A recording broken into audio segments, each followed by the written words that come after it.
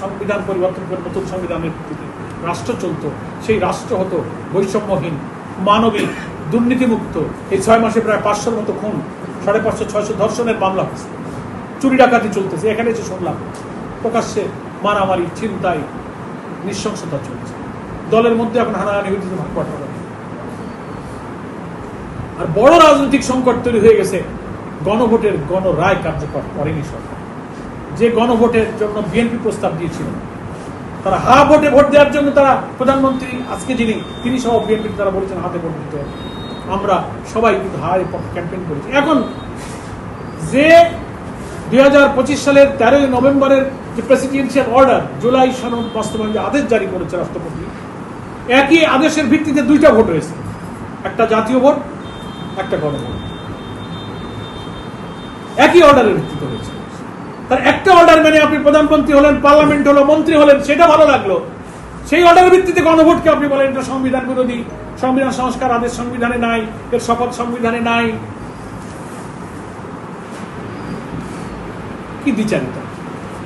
তো আমরা তো বলি যে আপনারা হাতে ভোট দিতে বলেছেন, আমরা এটা বিশ্বাস করি যে আপনারা হাতে ভোট দিয়েছেন। তাহলে আপনি হাতে ভোট দিয়ে নিজের ভোটকে আপনি ইগনোর করছেন। জাতির সাথে এর চেয়ে বিচারিতা কি হতে পারে? অথচ ঐক্যমত্য কমিশনে প্রায় 84টি প্রশাসনিক, সাংবিধানিক, জুডিশিয়ারি এমন সংস্কারের প্রস্তাব সবাই আমরা মেনে নিয়েছিলাম, যার ভিত্তিতে যদি রাষ্ট্র কাঠামো সংবিধানের সমস্ত স্ট্রাকচারকে বদল করে নতুন একটা বিদ্যমান সংবিধান পরিবর্তন করে নতুন সংবিধানের ভিত্তিতে রাষ্ট্র চলত, সেই রাষ্ট্র হতো বৈষম্যহীন, মানবিক, দুর্নীতিমুক্ত, দলীয়করণ মুক্ত একটা রাষ্ট্র গড়ার জন্য কিন্তু জুলাইয়ের গণ অভ্যুত্থানে হাজার হাজার লোক জীবন দিয়েছে। সেই জুলাইয়ের রক্তদান কিন্তু ব্যর্থ হতে যাচ্ছে। টোটাল বিষয়টাকে ওনারা অস্বীকার করছেন। সেই সংস্কার পরিষদ অধিবেশন ওনারা ডাকবেন না, সেখানে ওনারা শপথ নিলেন না। 180 দিনের মধ্যে গণভোটের রায় কার্যকর, জুলাই সনদ বাস্তবায়ন ম্যান্ডেটরি রাষ্ট্রপতির আদেশের মধ্যে আছে, কোনোটা ওনারা মানেন। ওনারা এই আদেশকে বাইপাস করে পার্লামেন্টে সংবিধান সংশোধনের একটা বিশেষ কমিটি করে নিজেদের ইচ্ছা মতো যেটা যেটা ভালো লাগে সেটা দিয়ে সংশোধন করতে চান। আমাদের লিডার অফ দি অপোজিশন বলছেন নো, কোনো সংশোধন নেই, আমরা বলেছি সংস্কার, amendment and reform, that is another things.